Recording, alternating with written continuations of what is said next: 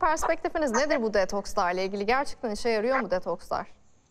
Şimdi şöyle, aslında bizim vücudumuzun 24 saat, haftanın 7 günü, senenin 365 günü, uykudayken, uyanıkken, yemek yerken, gün içerisinde sürekli aralıksız çalışan bir detoksifikasyon sistemi var zaten.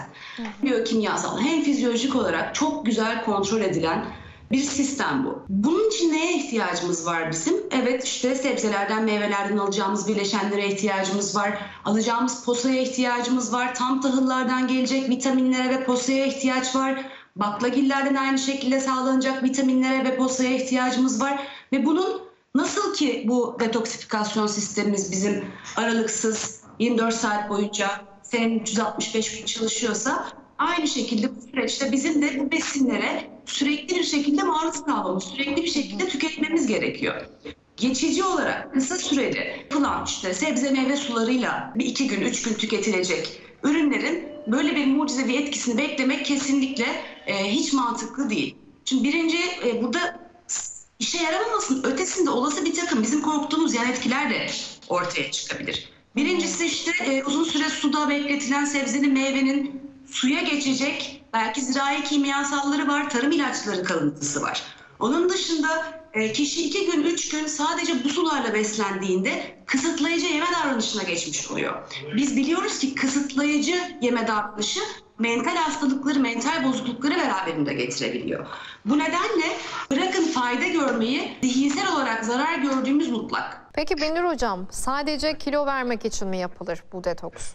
Şöyle ki bu 2 günlük, 3 günlük alınacak öğelerin siz en doğru tarifle, en doğru bileşenle bunu hazırlamış olsanız dahi 2 günlük, 3 günlük tüketimle böyle bir etki beklemek, böyle mucizevi bir temizlik beklemek mümkün değil.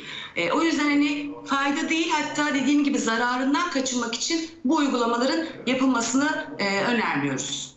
Şu da söyleniyor, işte bir detoks yapacaksınız, bir haftada 3-4 kilo vereceksiniz. Duyarken çok cazip gerçekten. Keşke bir detoks yapsak ve haftada 3-4 kilo gitse. Ben hemen başlardım öyle bir tarif bulsam.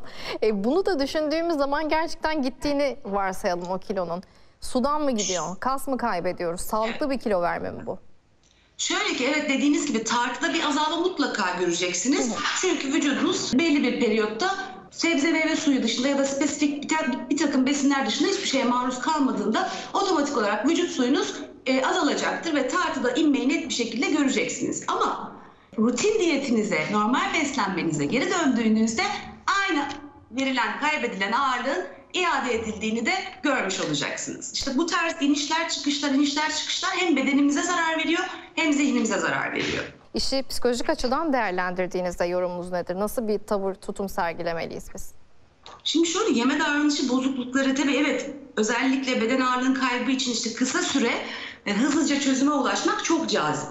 Ama ağırlık kaybı yönetiminde bir uzmanla çalışıyor olsanız dahi, bu iş profesyonelce yapılıyor olsa dahi en büyük yan etki, en korktuğumuz yan etki yeme davranışı bozukluğudur. Zihinsel bozukluklardır ve aslında mental bozukluklar, zihinsel hastalıklar tedavisi zor hastalıklardır. Anoreksiya, bulimiye gibi mi? Evet, çokça tanımlanmış işte anoreksiya nervoza, dediğiniz gibi bulimiya, tıkınırcasına yeme davranışı bozukluğu gibi bozukluklar var tanımlanmış. Yan etki olarak ortaya çıkabiliyor. Evet, çokça altlarında yatan nedenler henüz açıklanmıştır. İşte genetik faktörler deniyor, ailesel faktörler deniyor ama çok iyi bildiğimiz, literatürde kanıtlanmış şöyle bir bilgi var ki kısıtlayıcı yeme davranışı her zaman yeme hatağını beraberinde getiriyor. Ne kadar kısıtlayıcı davranırsanız tıkınma hatanız o kadar sık olacaktır. Doğru bir diyet programı nasıl olmalı sizce? Ne yapmamız gerekiyor bizlerin? Şimdi aslında doğru diyet programını genellemek, topluma genellemek çok kolay değil. Bireysel çokça farklılık var. Tıbbi durum, medikal durumun dışında da beraberinde kişinin işte sosyal durumu, ekonomik durumu, ki günümüzde aslında ekonomik durum da beslenmeyi çokça etkiliyor. Kültürel farklılıklar, bizim coğrafyamızda coğrafi farklılıklar aynı şekilde. Ama şöyle ki uluslararası olarak kabul görmüş, bizlerin de çok rahatlıkla toplum genelinde özel bir kısıtlaması, özel bir gerekliliği yoksa önerebileceğimiz taze sebze meyve tüketimi bizim için çok kıymetli. Günde 5 porsiyon taze sebze meyve tüketimine önem verin diyoruz. Tam tahıllardan zengin beslenmek, işlenmemiş tahıllardan zengin beslenmek ki yine baklagiller bizim kültürümüzde, bizim ülkemizde sıklıkla kullanılan besinler. Baklagil tüketimine de yine tam tahıllarla birlikte önem vermek. İşte süt, yoğurt, peynir tüketimi yarım yağlı olarak makul ölçüde tüketilmesi. Haftada 2 kere balık tüketimi, sağlıklı yağlar, eğer ki ekonomik olarak da kişilerin uygunluğu varsa zeytinyağı tüketimine önem vermek gibi genel, aslında çok da bu işi zorlaştırmadan birçoğumuzun yakinen faydalarını bildiğimiz besinleri diyetimize eklemek ve her bir besin grubu içinde, örneğin sebze meyvelerden bahsedecek olursak, her içerisinde mümkün olduğu kadar çeşitlilik yapmak.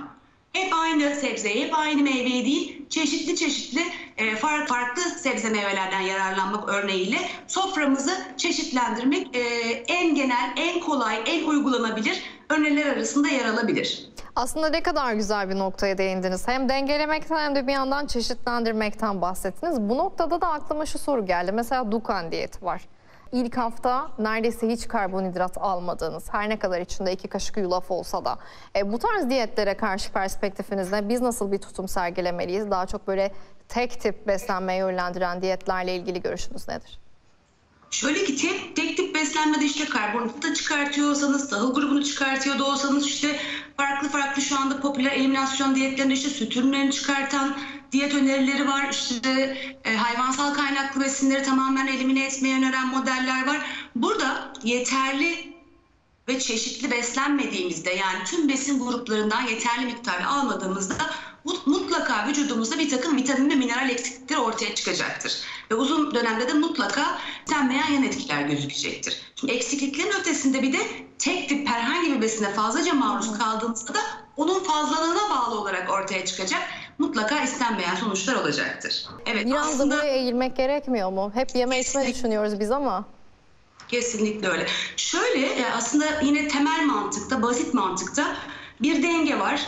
Bir aldığımız enerji, bir de harcadığımız enerji. Bu denge eğer eşitlik dengedeyse biz ağırlığımızı koruyoruz. Hangisinden yöne aldığımız enerji arttığında, hareketimiz sabit kaldığında ağırlık artışı, aldığımız enerjiyi sabit tutsak bile hareketimiz arttığında, harcadığımız arttığında da ağırlık kaybı yönünde bir değişim olacaktır tabii ki.